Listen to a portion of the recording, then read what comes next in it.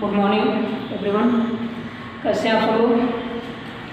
आज हम लोग संस्कृत खंड का जो आपका भोजस्य औदार्यम राजा भोज की उदारता नामक पहला पाठ है, इसका जो अंतिम भाग यानी कि चौथा भाग जो शेष है उसको आज हम लोग पढ़ने चल रहे हैं। इसके बाद ये पाठ समाप्त हो जाएगा।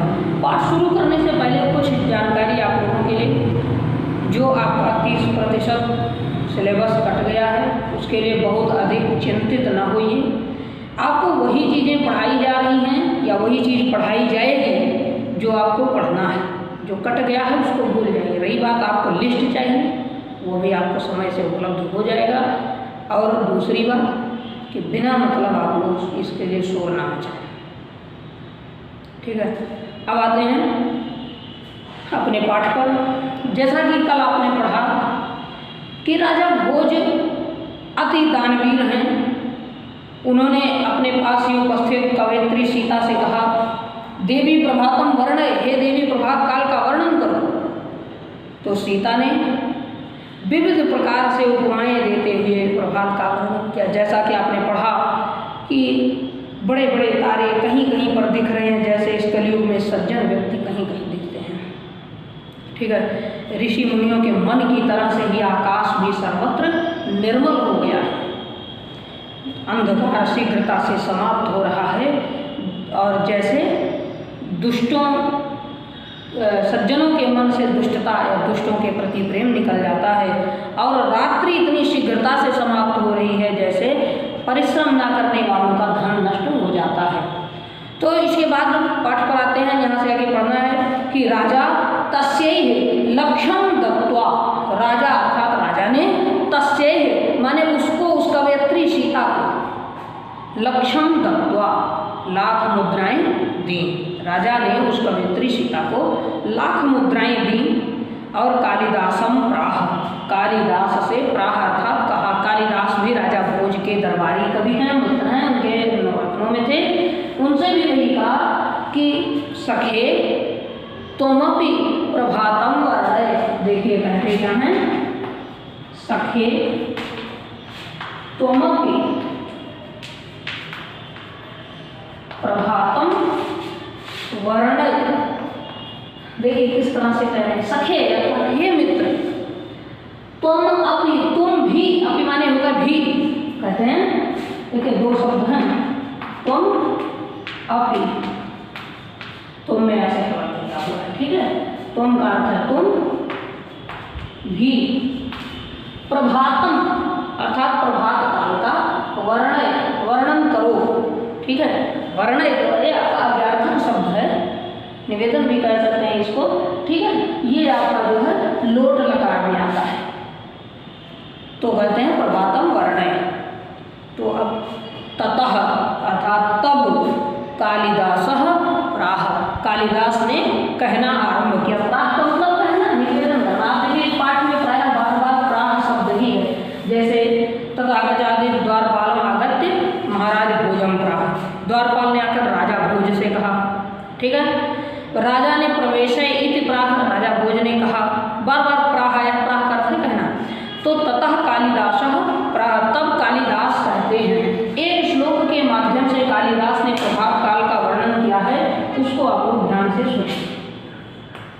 अभूत प्राची पिंगाः, अभूत प्राची पिंगाः, ठीक है। देखिए यहाँ पिंगाः में अंगा बना हुआ है, तो उसको हम लोग लिख लेते हैं।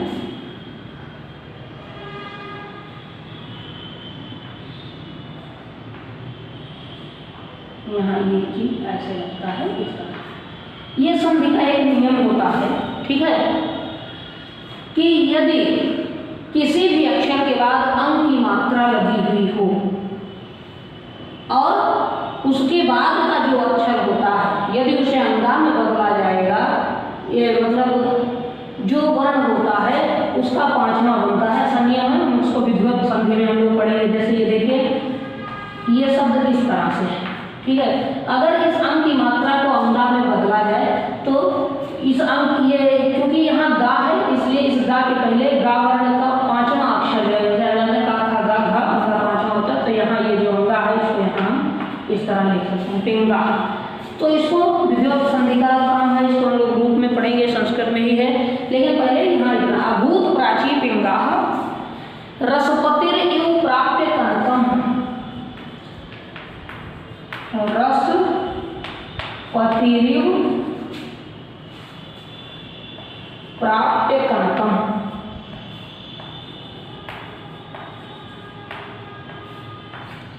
ठीक है।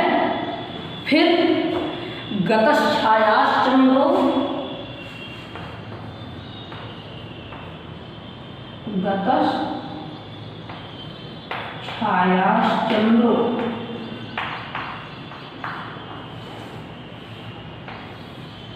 ठीक है। कैसे? बुध जन इव ग्राम्य सभी से, बुध जन इव ग्राम्य सभी से।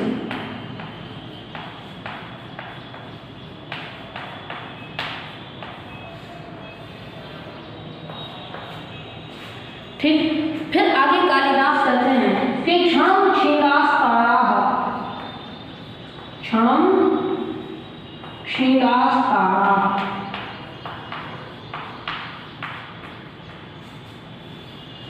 क्षण क्षीणास ताराः नृपतय इवानुद्यम परा। यहाँ ये नहीं है, नृपतय इवा नुद्यम परा।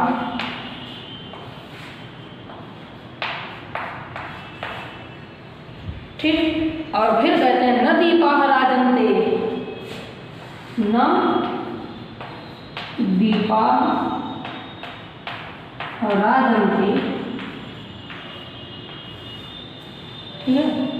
द्रवण रहिता नाम्यो गुणाः, द्रविण रहिता नाम्यो गुणाः। ठीक। अब इसका अर्थ हम लोग पढ़ेंगे। कहते हैं कालिदास से राजा भोज के मित्र प्रभातम वर्ण हे सखा, प्रभात काल का वर्णन करो। तो कालिदास संस्कृत के उच्च कोटि के विद्वान हैं। इस कलिकाल में कालिदास जैसा संस्कृत का कोई विद्वान नहीं है। कालिदास सर्वश्रेष्ठ विद्वान है संस्कृत काव्य के। उन्होंने लिखा है अभूत प्राची पिंगा। पहले इस शब्द को देखिए, मैंने आपको इसी पाठ में बताया था सर्वत्र अभून नभा में, अभून नभा में अभूत धन नभा शब्द था। भू का अर्थ होता भूना, भू धातु होती है जिसको आप पढ़ते हैं भवति भवतः भवन्ति भवसि भवथा भवत भवामि भवावः भवामः। इसी तरह भविष्यति भविष्यता भविष्यन्ति भविष्यति भविष्यथा भविष्यत भविष्यामि भविष्याव भविष्यामि। तो अभूत, अब देखिए भू का मतलब होना और आ लग गया तो ये लंग लकार में चला गया, अभूत अभूताम अभमन। ठीक है। तो ये होता है अभूत का मतलब हो गई है, भूतकाल की बात हो गई है। प्राची, प्राची कहते हैं पूर्व दिशा को। ठीक। पूर्व दिशा को प्राची कहते हैं। पिंग का अर्थ होता है पीला, पिंग का अर्थ है पीला। अब पूर्व दिशा कैसी हो गई है? अब आप सीधे अर्थ निकाल सकते हैं ना, अभूत प्राची पिंगा, पूर्व दिशा पीली हो गई है। सुबह के समय सूरज के निकलने से कुछ समय पहले की बात है, पूर्व दिशा पीली होने लगी धीरे धीरे। जब अंधेरा रहता है तो लाल होती है, लेकिन जब उजाला हो जाता है तो पूर्व दिशा पीली दिखाई देने लगती है। किसकी तरह से पीली दिख रही है? तो ये यहाँ रसपति इव दो शब्द है। ये इव शब्द है जो इस तरह से इव, ये जब यहाँ रसपति में जुड़ा है, यहाँ विसर्ग हुआ तो ये ई जो है वो रा बन जाती है। अब रसपति इव अर्थात रसपति कहते हैं चंद्रमा को। इव माने समान। ठीक है। अब देखिए फिर और मिलाइए इस लाइन को, प्राची पिंगा अभूत, पूर्व दिशा पीली हो गई है। किसके समान? चंद्रमा के समान। अब आप सोचोगे चंद्रमा कहाँ पीला होता है? सर जी तो झूठ बोल रहे हैं। चंद्रमा पीला होता ही होता है। पूर्णिमा के दिन आप देखिए, पूर्णमासी के दिन या उसके ठीक एक दिन पहले जब सायंकाल को चंद्रमा उदय होता है पूर्व दिशा से, तब आप देखिए चंद्रमा पीले रंग का होता है। कभी भी आप देखेंगे, अभी आज के आने वाले 7-8 दिनों के बाद, 10 दिन बाद रक्षाबंधन के दिन आप सायंकाल को चंद्रमा को देखिएगा।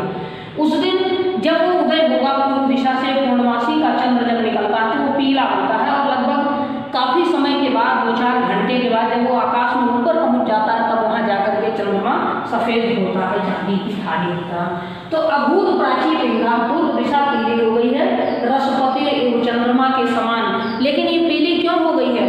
प्राप्य कनकम, प्राप्य का अर्थ है प्राप्त करके, प्राप्त करके। और आप जानते हैं कनक का अर्थ होता है सोना। यहाँ सोना क्या सुबह के समय पूर्व दिशा में सोना तो कोई फेंक नहीं रहा, सोने से तात्पर्य यहाँ है सूर्य की सुनहरी किरणें, सूर्य की सुनहरी किरणें। इसका भावार्थ आप लिखेंगे सूर्य की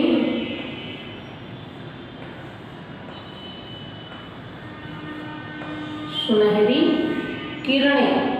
सूरज की सुनहरी किरणों को पा करके पूर्व दिशा चंद्रमा के समान पीली हो गई है।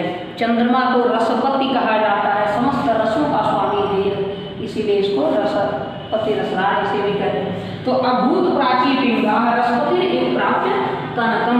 अब यहाँ से देखिए प्राची पिंगा है भूत, ऐसा कहा गया, देखिए या फिर रसपति चंद्रमा के समान ही प्राप्य कनकम, सूर्य की सुनहरी किरणें प्राप्त करके प्राची पिंगाय भूत, पूर्व दिशा जो है वह पीली हो गई है।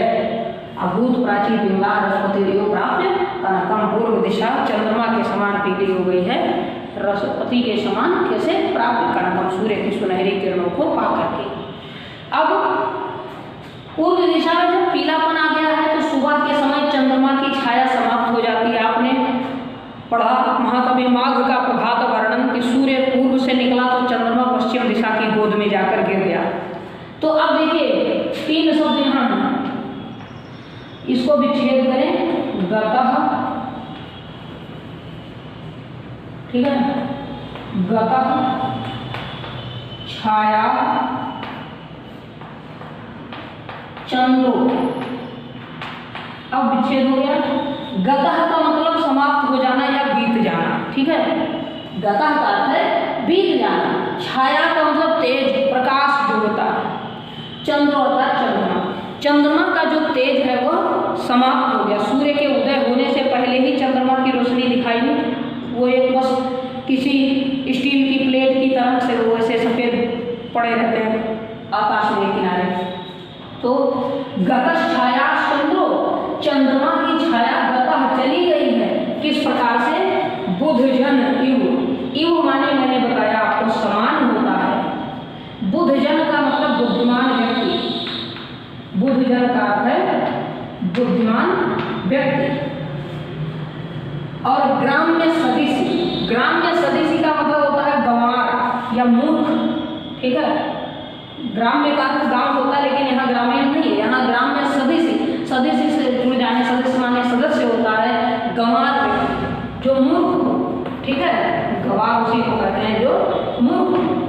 जैसे मूर्खों की सभा में बुद्धिमान व्यक्ति की कोई शोभा नहीं होती, ऐसे ही सूर्य देवता के प्रकाश के आ जाने पर चंद्रमा की कोई शोभा नहीं रह गई है।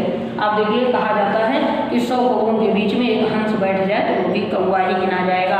100 मूर्खों के बीच में एक बुद्धिमान व्यक्ति पहुंच जाए तो उसकी बुद्धि की कोई कदर नहीं, वहाँ तो मूर्खों का ही बोलबाला है। इसीलिए तो तुलसीदास ने लिखा था कि अब तो दादू बोली हैं, हमें पूछिए कौन, जब मूर्खों का युग आएगा तो मूर्ख ही बोलेंगे, बुद्धिमान को कौन सुनेगा।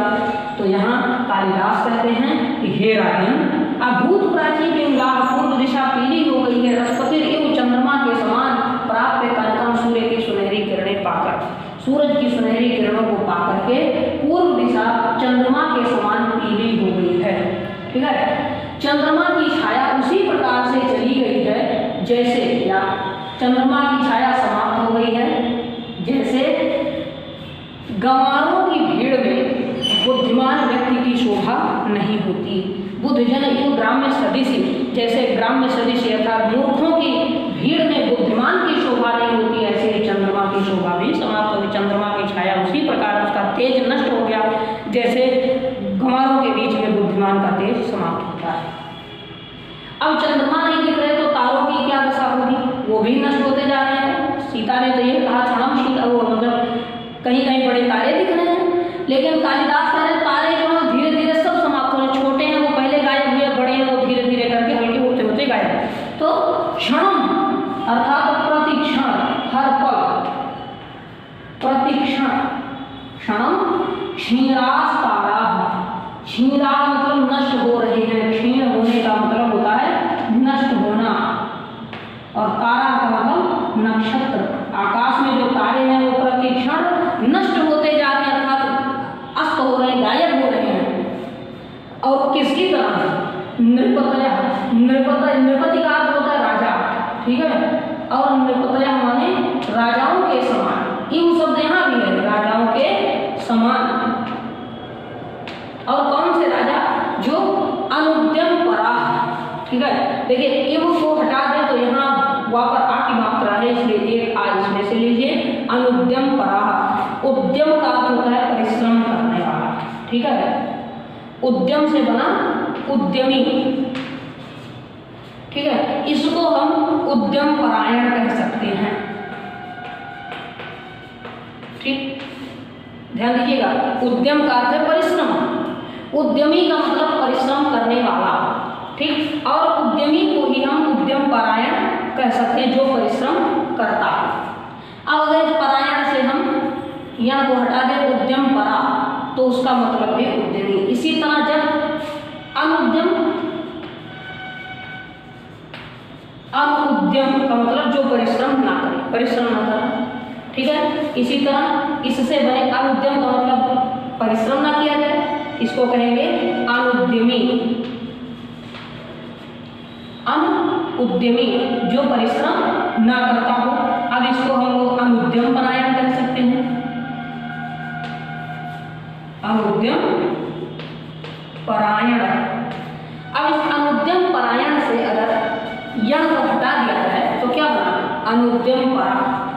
तो अब देखिए उद्यम से उद्यमी, उद्यमी को उद्यम परा कहते हैं, अर्थात जो परिश्रम करता है।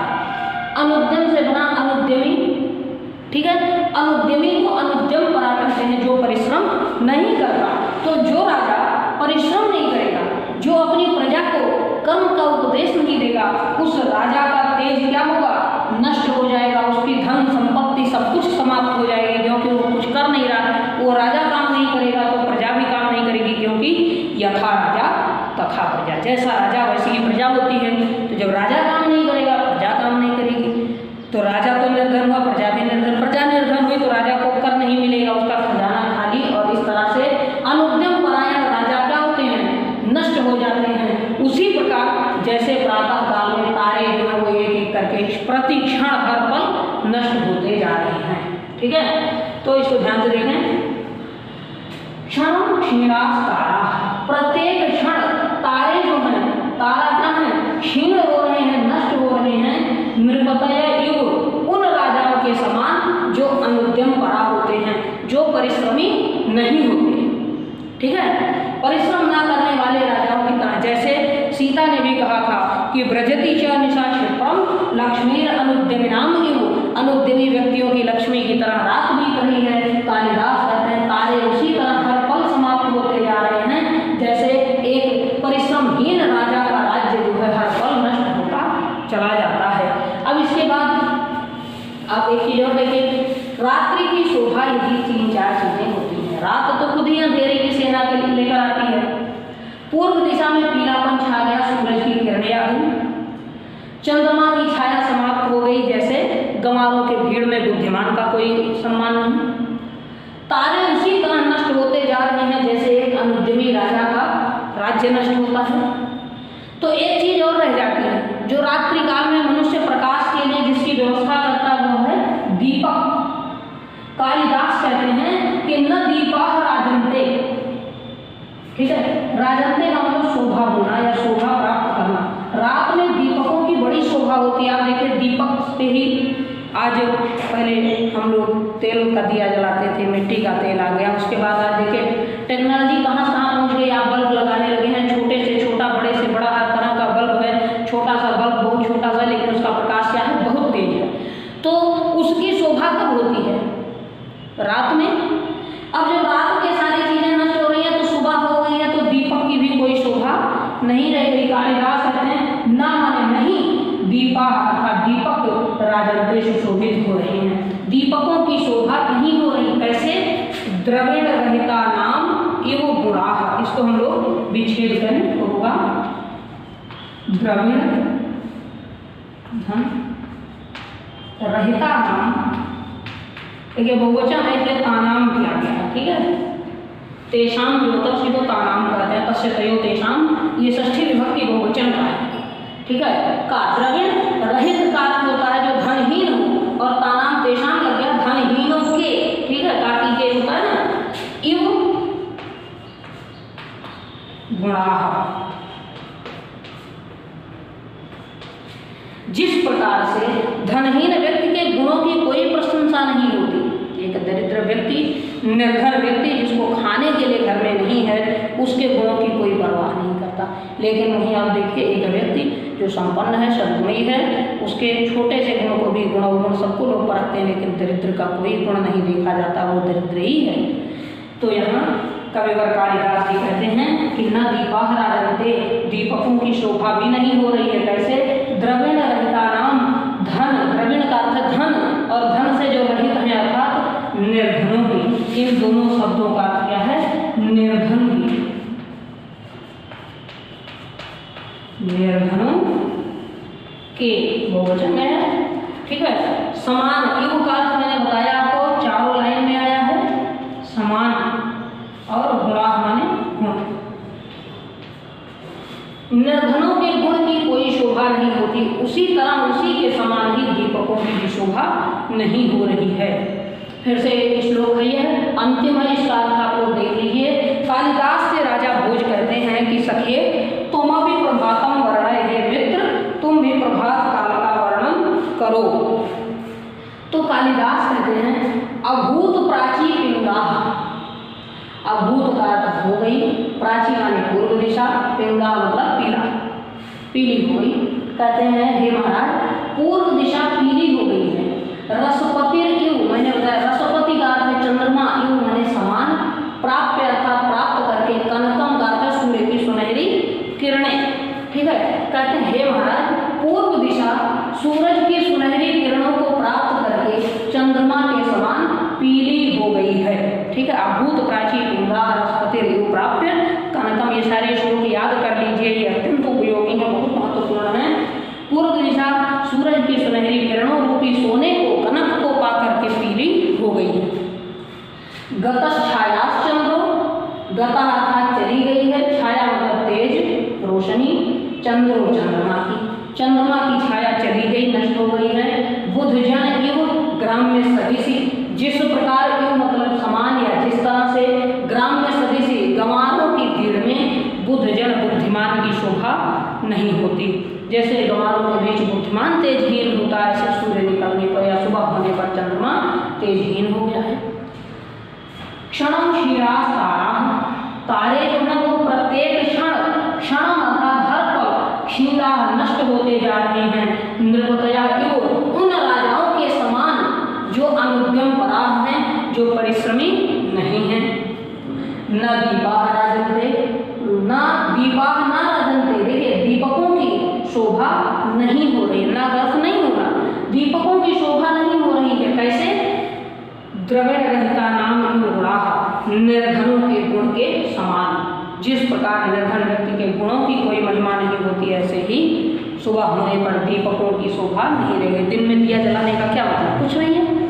फिर अंतिम लाइन है, राजा अति तुष्टः तस्मै प्रत्यक्षरम लक्ष्यम ददौ, राजा अर्थात राजा भोज ने अति तुष्टः बहुत ही संतुष्ट होकर, तस्मै अर्थात उसे, इसको कालिदास को, लक्ष्यम प्रत्यक्षरम प्रत्येक अक्षर के बदले में लक्ष्यम ददौ, लाख मुद्राएं दी, ठीक है। राजा अति तुष्टः तस्मै प्रत्यक्षरम लक्षम ददौ। राजा ने अति संतुष्ट होकर उन्हें प्रत्येक अक्षर के बदले में लाख मुद्राएं दी हैं। तो इस तरह से आपका भोजस्य औदार्यम का यह पहला पाठ समाप्त हो गया। जैसा कि आप सब जानते हैं कि अनुवाद के अतिरिक्त प्रश्न नहीं पूछे जाते हैं आपके कोर्स में। बाकी का जो कट गया उसका PDF या उसका लेख एक डायरी में लिखकर मैं आपको पन्ने के रूप में फोटो में भेज दूँगा, आप लोग टिक कर लीजिएगा। सामान्य हिंदी के आप सभी छात्र हैं, इन श्लोकों का भावार्थ लिख लीजिए। दूसरा पाठ जो आपको पढ़ना है वह है आत्मज्ञः एवं सर्वज्ञः, जिसके बारे में हम लोग अपने अगले दिन के वीडियो में पढ़ेंगे। ठीक है।